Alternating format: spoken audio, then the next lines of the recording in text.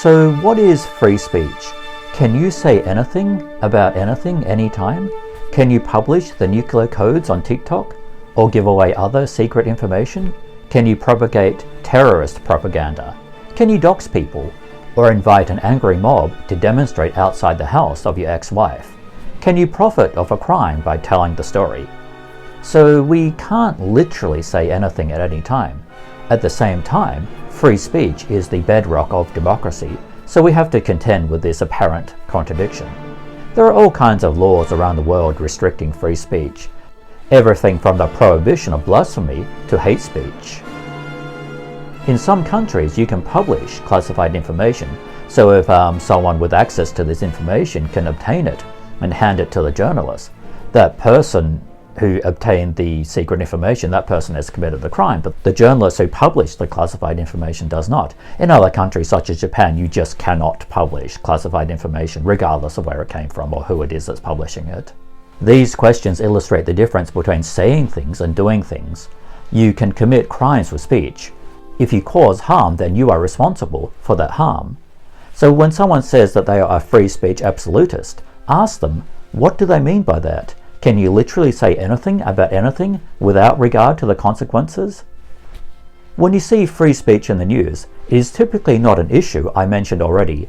These issues are not really controversial in terms of whether they should or should not be illegal.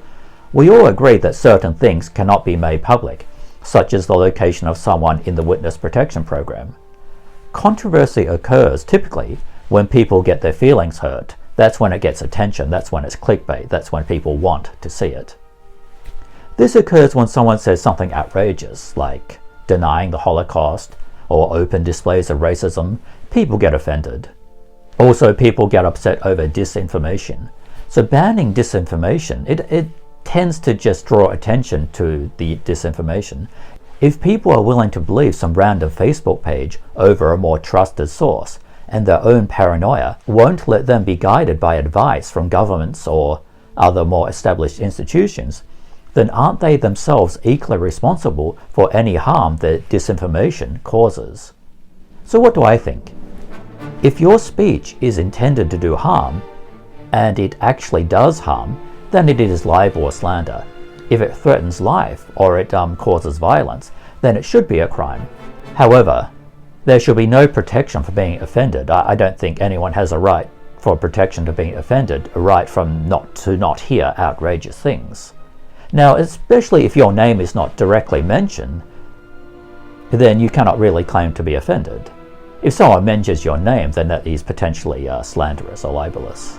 Out there are real threats to national security, and any nation has the right, as its first responsibility, to protect itself. We should know who the bigots are.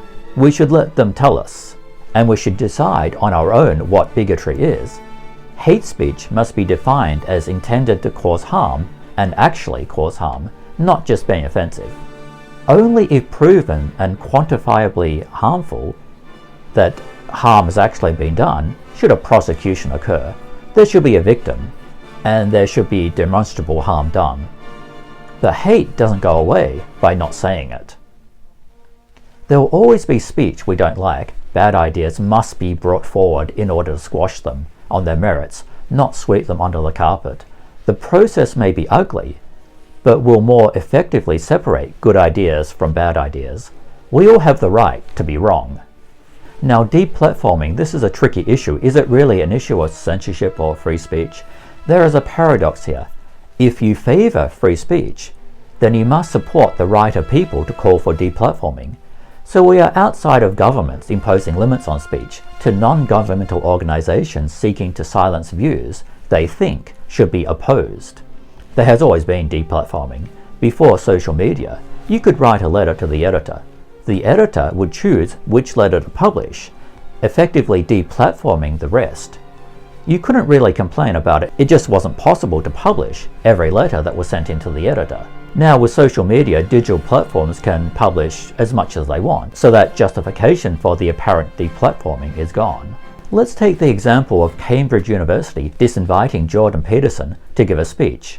Is this acceptable?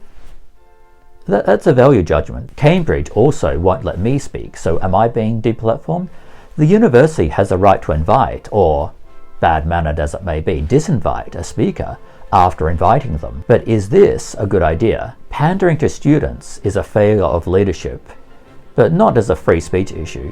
Jordan Peterson has more platforms than any of us could ever hope for, so his free speech is not actually censored. But they do, Cambridge University that is, they do in my view a great disservice to their students by denying them a chance to listen and interact with someone like Jordan Peterson and to make up their own minds. Speaking engagements are often shut down by heckling or blockading, shutting down the event, either by having it cancelled or blockading the event or denying the listener the right to hear what they want.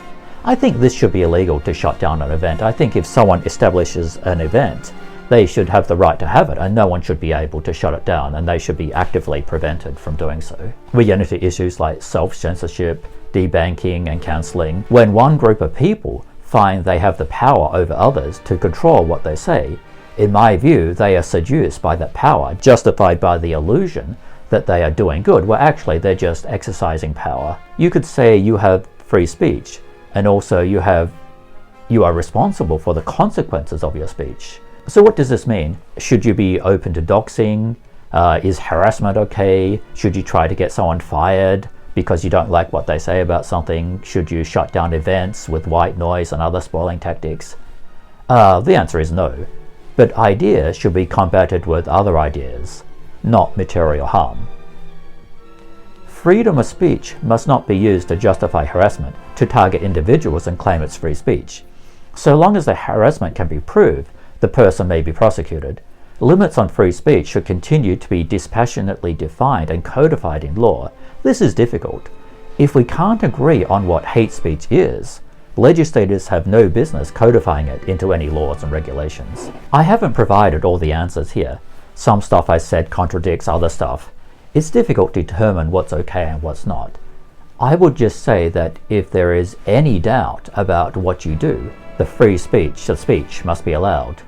A good way to define what is okay is to call it a freedom of ideas, as opposed to a freedom to cause harm. For example, you should have the right to argue that you ought to have the right to make an instructional video on how to make chemical weapons, but not to actually make a video disseminating how to make chemical weapons. Moreover, we shouldn't underestimate the ability of the political winds to shift.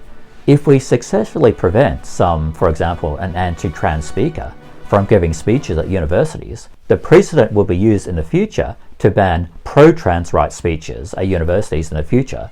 I think it's better just not to set the precedent. I think it's just better to be tolerant that you're going to hear and people are just going to say things that you don't like. Wherever you are in the world, rightly or wrongly, there are restrictions on what you can say.